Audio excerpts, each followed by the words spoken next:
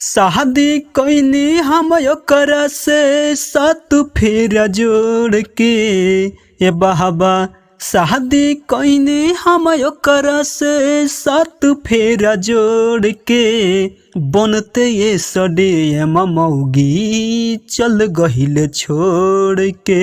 बनते ये सडे ममौगी चल गहिले छोड़ के। नेहिया के बंधन हमारा से उतोड़ के।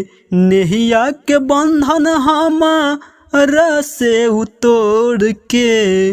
बनते ये सडी ममौगी चल गहिले छोड़ के। बनते ये सडी ममौगी चल गहिले छोड़ के। सोचले न हम रहिए बाबा जे हमरा संगे हो गहिले। दूसरा के चक्कर में पड़ के धोखा हमरा दे गईले।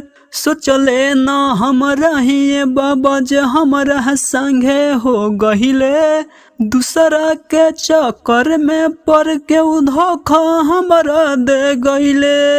ऐसन महंगी दिहा नहीं बाबा के हुआर के।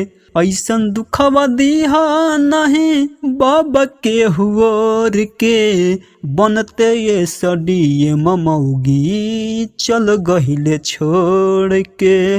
मंटू दीवाना कहे बात के हुआर से। बनते ये सडी ममौगी चल गहिले छोड़ के।